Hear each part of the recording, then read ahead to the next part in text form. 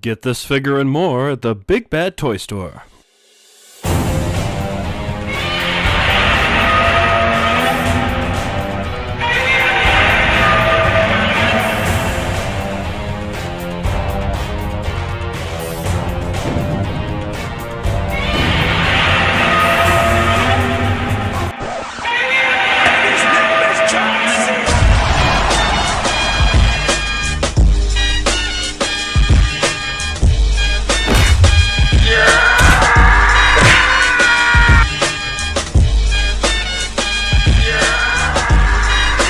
Today on Arzon's Archive, we're going to be reviewing the SH Monster Arts Godzilla and Monster X from Final Wars. Starting off with the box, we have a nice portrait of Godzilla on the side and a window to see the figure inside, along with some really nice product shots on the back. We also get another portrait of Godzilla on the side and some claw marks on the other. Opening it up, we have a nice clear plastic shell over the figure, along with some extra plastic to protect his spines. And out of the box, I must say, this is probably one of the most hyper-detailed figures I've ever owned. He has this really detailed, scaly texture to him that feels really nice and not rubbery. This particular design of Godzilla is what I personally consider to be one of his best-looking iterations. And best of all, this figure was actually a surprise Christmas gift from Dragon Boy, so I definitely have to give him a shout-out. Thank you, Dragon Boy! This Godzilla is a near-perfect representation of his appearance in the film and has all the features you'd expect. From his chunky thunder thighs to his menacing yet charming cat face that I'm very fond of. This is actually the first ever SH Monster Arts figure I've ever owned, and I honestly think he's worth picking up if you're a Godzilla fan. And even though I got this figure for free, I'd still say to those who want to get this figure, he's not as expensive as I thought he would be, running just under $100. Though personally I feel for that price he should be a bit bigger, but honestly the scale is fine and he doesn't take up much space. And as a plus, he's just stunning to look at, so I guess that makes up for it. I mean, just the amount of detail on this thing is extremely impressive. I mean, just look at those dorsal plates. Look at this brooch. And the posability on this figure is crazy. His tail alone has over like 20 ball joints and can articulate really nicely.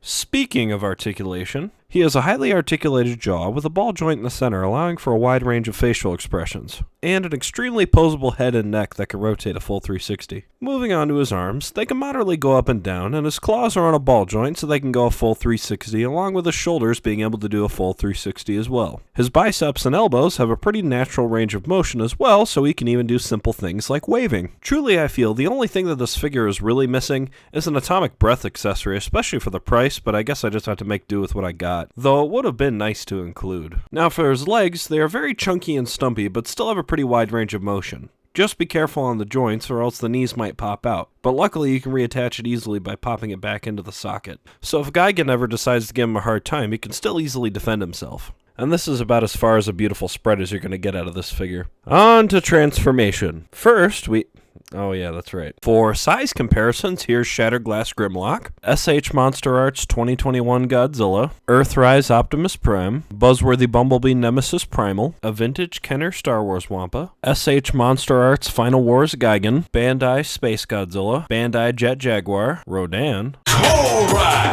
the Ice Bull Rock, Godzilla Jr., Takara Legends God Jinrai, Earthrise Skylynx, Transmetal 2 Megatron, and some other figures and miscellaneous. So yeah, those are my thoughts on the SH Monster Arts Final Wars Godzilla. And I would personally give this figure a solid 10 out of 10. I absolutely love this figure and would recommend it to any collector and especially to any Godzilla fan. Now on to Monster X. Starting off at the box, we get a solid front with a picture of Monster X along with various product shots on the back and a small portrait on the side. This box is a lot more plain than the previous box, but still does a solid job of letting you know what's inside.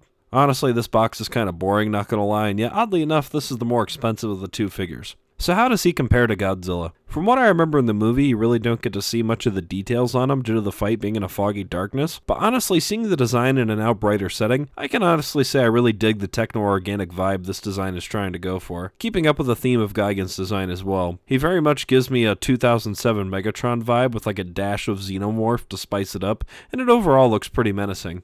Looking over the figure, he's been asymmetrically sculpted all over with silver armor plates and wiring detail, bringing out his techno-organic design, fully encapsulating the edgy early 2000s style. Moving on to the back, he's got a tail that splits into two ends, along with silver spikes and greeblies to flesh out the back of the figure. Now, the first issue I had with this figure is the large silver spine on his back, which makes him somewhat back-heavy, but on top of that, both of his ankles are extremely loose, so you have to fight with the figure a little bit and kind of maybe even get him to balance on his tail in order for him to somewhat stand up straight. Now, as for articulation, his arms are surprisingly pretty limited overall and can't go out very far due to the neck kibble, and with the stiffness of his shoulder joints, it's a little difficult to articulate his arms. His shoulder dragon heads are on a ball joint and can move up and down, along with his jaw that can open and close, while his head is also on a ball joint and can really only look all the way down and move side to side. Where his articulation gets the most points though, however, is in his legs, easily doing a squat, allowing this guy to kick like nobody's business.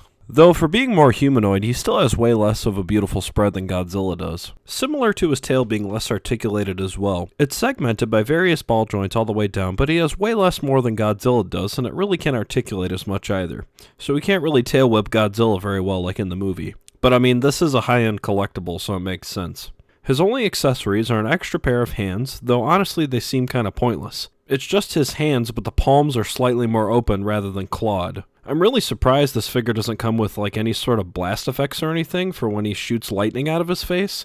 Like I remember when Dragon Boy got Gigan and it came packed with tons of accessories. Everything from a laser beam to his shooting blades and even his alternate look from the later half of the movie. And at the time that Gigan came out, he was only $94 like Godzilla is. So I'm honestly curious what makes this figure more expensive, but that doesn't mean this figure still isn't worth getting, it's just my observation. For size comparisons, here he is next to Earthrise Optimus Prime, SH Monster Arts Gigan, SH Monster Arts Godzilla, a Kenner Snow Wampa, Nemesis Primal, and Toa Arzon. Overall, I think he's a solid figure and definitely a more obscure monster to add to your collection, and I honestly really dig his design aesthetic, especially with how much he looks like Megatron. But sadly, this figure isn't mine. It's actually Dragon Boy's, so it can make its presence known in his display. So yeah, those are my thoughts on the SH Monster Arts Monster X. I would personally give this figure a solid 8 out of 10. For what you get is great, but I truly feel it's missing a few things that would really make it shine. Let me know what you guys think down below, and please like and subscribe to my channel, and comment who you'd like me to review next. Thank you for watching Arzon's Archive, and special thanks to Dragon Boy for letting me use some of his figures to make this video possible. See you guys next time.